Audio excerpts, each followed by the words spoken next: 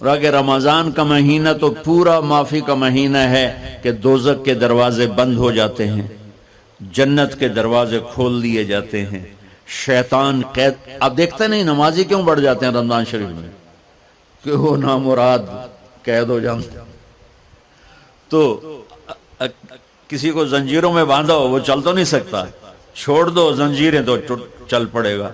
تو اللہ تعالی ہم سب کی حفاظت فرمائے. کوئی دعویٰ نہ کرے، لیکن جو تھوڑا سا غفلت میں ہوتا ہے تو ایمان کمزور ہوتا ہے، انہوں تو شیطان بن کے جامع نہیں دینے. جمعے جاواں گے، جمعے کئی جمعہ بھی نہیں پڑھتے، عید تے جاواں گے، کوئی عید بھی نہیں پڑھتے.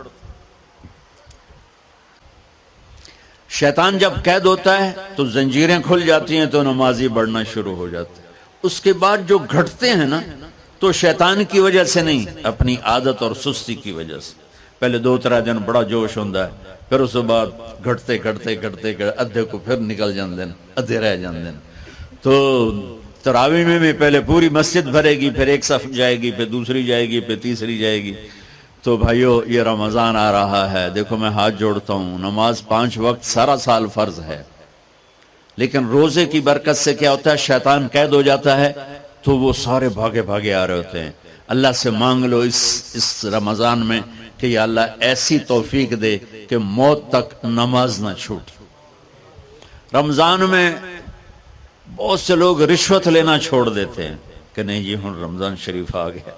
رمضان شریف بھی تو آیا ہے، لیکن اصل میں شیطان قید ہوا ہے تو اب کہہ رہے نہیں ہن رشوت نہیں لینی، مہینے بعد لواں گے. ڈنڈی مارنے والا کہتا ہے نہیں صحیح تولنا ہے، پھر رمضان تو بعد کٹھی کسر کر لواں گے. وہ کیا وجہ ہے پیچھے؟ ایک تو رمضان کی برکات ہیں، اور ایک شیطان کا قید ہونا ہے، اور ایک جنت کے دروازوں کا کھل جانا، دوزخ کے دروازوں کا بند ہونا، اللہ کے عرش کا پہلے آسمان پہ مستقل ڈیرا ڈال دینا، اور پھر اعلان کرنا ہے کوئی بخشش آنے والا ہے، کوئی معافی مانگنے والا ہے، کوئی توبہ کرنے والا ہے، کوئی جنت مانگنے والا ہے، کوئی دنیا مانگنے والا، آؤ مانگو. اور ایک فرشتہ اعلان کرتا ہے اے بھلائی کے چاہنے والے شاباش آگے بڑھ، اور دوسرا فرشتہ اعلان کرتا ہے اے برائی کے کرنے والے بس کر اور واپس آ جا، بس کر اور واپس آ جا. رمضان کا مطلب ہے جل جانا، رمضان کے لفظ کا مطلب ہے جل جانا. جلنے کا مطلب کیوں ہے اس میں؟ کہ رمضان میں اللہ سارے گناہوں سے اپنے بندوں کو پاک کر دیتا ہے اور ان کے گناہوں کو جلا دیتا ہے، جس سے وہ پاک ہو کر جو سونا آگ میں جل کے خالص ہو کے باہر آتا ہے، روزہ رکھنے والا بھوک کی آگ میں جل کے خالص ہو کے باہر آ جاتا ہے، اللہ اس کے سارے گناہ معاف فرماتا ہے. جان نال سنیں جی، سب سے اعلیٰ درجے کا مسلمان، میرے نبی کا جواب، جو سارا دن مصلی پہ بیٹھا رہے، جو ہر سال حج عمرہ کرے، جو مسجد سے نہ نکلے، جو رات کو قرآن پڑھے، دن میں روزے رکھے. نہیں، سنو غور سے سنو، من سلم المسلمون لسانہ ویدہ، سب سے اعلیٰ درجے کا مسلمان فیصلہ بات کا وہ ہے جو اپنے مسلمانوں کو تکلیف نہ پہنچائے، جو ہاتھ اور زبان سے کسی کو تکلیف نہ پہنچائے، وہ سب سے اعلیٰ درجے کا مسلمان ہے. سبحان اللہ، کیا بات. میرے نبی سے ایک صحابی نے پوچھا یا رسول اللہ، ہمارے محلے میں ایک خاتون رہتی ہے، رات کو تہجد پڑھتی ہے، دن میں روزے رکھتی ہے، پر اس کی زبان بہت سخت ہے، بہت بےزتی کرتی. آپ نے کہا جہنم میں جائے گی. کہا جی ایک خاتون ہے جو نہ نفلی روزہ، لیکن اس کی زبان کا بول بڑا میٹھا ہے، کہا وہ جنت میں جائے گی. تو سب سے اعلیٰ درجے کا مسلمان کون ہے؟ جو کسی کو تکلیف نہ پہنچائے. پھر اس نے پوچھا ای الایمان افضل، سب سے اعلیٰ درجے کا مومن کون ہے؟ تو آپ نے فرمایا حسن الاخلاق، جس کے اخلاق اچھے ہوں وہ سب سے اعلیٰ درجے کا ایمان والا ہے. کیونکہ تکلیف نہ پہنچانا اخلاق کی ایک صفت ہے، اور اخلاق کی بے شمار اقسام. میرے نبی نے فرمایا اچھے اخلاق 360 صفات کا نام ہے. ایک صفت بھی کسی مسلمان مرد عورت کے اندر ہوگی تو جنت میں چلا جائے گا۔ سامنے ابو بکر بیٹھے تھے، کہنے لگے یا رسول اللہ کو میرے اندر بھی ہے؟ تو آپ نے فرمایا تیرے اندر ساری ہے، ساری تیرے اندر ساری۔ تو ابتدا بھی بتا دی، انتہا بھی بتا دی، اور عبادت بھی مسلمان کو اخلاق تک پہنچاتی ہے۔ اب سنو قرآن سے، اللہ تعالیٰ انسان کسے کہتا ہے؟ ایمان والوں کو۔ ان الذین کفروا من اہل الکتاب والمشرکین فی نار جہنم خالدین فیہا اولئک ہم شر البریہ۔ سب سے بدترین مخلوق وہ ہے جو اللہ کو نہ مانے، جو اللہ کے دین کو نہ مانے۔ آپ نے کہا وہ سب سے بدترین مخلوق۔ تو لا الہ الا اللہ محمد رسول اللہ ہمیں انسانیت میں داخل کرتا ہے۔ انسان ہے ہی وہ جو لا الہ الا اللہ محمد رسول اللہ کا کلمہ پڑھتا ہو میرے رب کے نزدیک۔ نماز کیا ہے؟ نماز کیا ہے؟ بول بھائی۔ ہاں، میرا اللہ کہتا ہے ان الصلاۃ تنہا، اب آئی نہیں چل رہا،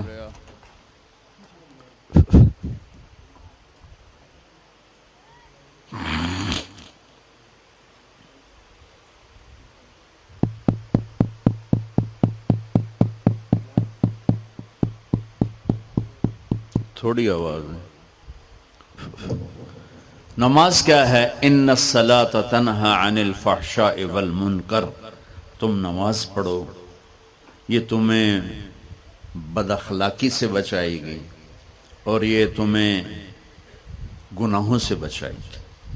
تو نماز بھی انسان کو اخلاق تک لے جا رہی، فحاشی سے بچائے گی، گناہوں سے بچائے گی، اخلاق کی طرف سفر۔ روزہ آ رہا ہے، روزہ کس لیے ہے؟ کتب علیکم الصیام کما کتب علی الذین من قبلکم لعلکم تتقون۔ تم پر روزہ فرض کیا ہے جس سے پہلوں پہ کیا تھا تاکہ تم تقوی والے بن جاؤ۔ تقوی والے کون ہیں؟ وسارعوا الی مغفرۃ من ربکم وجنۃ عرضها السماوات والارض اعدت للمتقین، کہ میرے بندو دوڑو جنت کی طرف جو تقوی والوں کے لیے۔ متقی کون ان دن تقوی والے یا اللہ کا؟ الذین ينفقون فی السراء والضراء، کا جو میرے نام پہ سخاوت کرتے ہیں، چاہے تنگ دست ہوں چاہے پیسے والے ہوں، چاہے تھوڑا مال ہوئے چاہے زیادہ مال ہوئے، وہ میرے نام پہ خرچ کر دیں۔ الکاظمین الغیظ، جو غصے کو پی جاتے ہیں، والعافین عن الناس، اور جو لوگوں کو معاف کر دیتے ہیں۔ اللہ تعالیٰ کہہ رہا ہے یہ تقوی والے ہیں۔ تو روزہ بھی اخلاق پہ لے جا رہا ہے۔ فمن فرض فیہن الحج فلا رفث ولا فسوق ولا جدال۔ میرے رب نے کہا حج کا ارادہ کر لیا ہے تو زبان کی گندی، زبان کا گندا لہجہ اور زبان کے گندے بول سے بچو، لڑائی سے بچو، گناہوں سے بچو۔ تو حج بھی میٹھے بول پہ لا رہا ہے، لڑائی سے بچنے پہ لا رہا ہے، نافرمانی سے بچنے پہ لا رہا ہے۔ خذ من اموالہم صدقۃ تطہرہم وتزکیہم بہا وصلی علیہم۔ میرا رب فرما رہا ہے میرے محبوب ان سے زکوٰۃ لیں اور ان کو پاک کریں اور ان کا تزکیہ کریں، ان کو ایک اچھا انسان بنائیں۔ زکوٰۃ ہو اخلاق بنتے ہیں، روزہ ہو اخلاق بنتے ہیں، حج ہو اخلاق بنتے ہیں، نماز ہو اخلاق بنتے ہیں، کلمہ ہو انسان بنتا ہے۔ یہ اتنا زور کیوں دیا ہے اخلاق پر کہ میرے بھائیو، اچھا معاشرہ جو وجود میں آتا ہے وہ ایک دوسرے کو معاف کرنے سے وجود میں آتا ہے۔ مسجد نماز کے لیے ہے، اور نماز ایک انفرادی عمل ہے جو کر کے میں گھر چلا جاتا ہوں، دفتر چلا جاتا ہوں، پڑھوں نہ پڑھوں، نہ پڑھنے کا گناہ مجھ پر، پڑھنے کی نیکی مجھ پر۔ لیکن اگر میرے اخلاق برے ہیں، روزہ میری چیز ہے، رکھوں اجر نہیں رکھوں پکڑ، زکوٰۃ دے دوں اجر نہ دوں پکڑ، حج کر لوں اجر نہ کروں پکڑ۔ صرف میری ذات سے کے گرد ہے، نماز بھی، روزہ بھی، حج بھی، زکوٰۃ بھی۔ لیکن برے اخلاق جتنا معاشرے میں میرا اثر ہے وہاں سب تباہی پھیلا دیں گے، اور اچھے اخلاق جتنا معاشرے میں میرا اثر ہے وہاں خوبصورتی کو پھیلا دیں گے۔ عبادت چھپ جاتی ہے۔ میں نے فجر پڑھی ہے کہ نہیں پڑھی آپ کو پتہ ہے؟ بولو، آپ نے پڑھی ہے یا نہیں پڑھی مجھے کوئی پتہ ہے نہیں ہے، لیکن یہاں بیٹھ کے اللہ نہ کرے میں فرقہ واریت کی بات کروں، آپ سب کو پتہ چلے گا کہ نہیں چلے گا کہ مولوی اگلا آ رہا ہے، اور یہاں بیٹھ کے میں محبت کی بات کروں تو آپ کو پتہ چلے گا کہ نہیں چلے گا کہ یہ محمد مصطفیٰ صلی اللہ علیہ وسلم والے اخلاق بتا رہا ہے۔ تو اخلاق چھپتے نہیں، برے ہوں یا اچھے ہوں ظاہر ہوتے ہیں، اور سب سے زیادہ اس آدمی کا خاندان، جس آدمی کو بدتمیزی کی عادت ہے وہ بیوی کے دل کو برباد کر دے گا، ماں باپ کے دل کو برباد کر دے گا، اولاد کو برباد کر دے گا، دوستوں کو، نوکروں کو برباد کر دے گا۔ اس کے نوکر سامنے کہیں گے میاں صاحب، شیخ صاحب، سیٹھ صاحب، خان صاحب، اتھے جا کے گالی کڈھن گے۔ اور جس کے اخلاق اچھے ہوتے ہیں وہ اپنے گھر کو خوبصورت بنا دیتا ہے، رشتوں کو خوبصورت بنا دیتا ہے، ملازموں کو خوبصورت بنا دیتا ہے، اپنے کاروبار کو، اپنی زندگی کو، ہر پہلو اس کا خوبصورت ہو جاتا ہے۔ اچھے اخلاق لباس کی طرح ہیں جو میرا ہر عیب چھپا لیتے ہیں، اور برے اخلاق ننگے آدمی کی طرح ہے جس کا ہر عیب سامنے آ جاتا ہے۔ اور اللہ کی رحمت اتنی طاقتور ہے کہ میرا رب فرماتا ہے، یہ تو میں نے 5 غلطیاں بتائی ہیں، لیکن میرا رب فرماتا ہے میرا بندہ میں تجھے عمر بھی دیتا ہوں، طاقت بھی دیتا ہوں، تو اتنے گناہ کر کے زمین فیصل آباد کی سے اٹھا کر آسمان کی چھت کو لگا دے، سوری دنیا گناہ گار ہو جائے نا تو آسمان کیا چاند تک بھی گناہ نہیں جا سکتے۔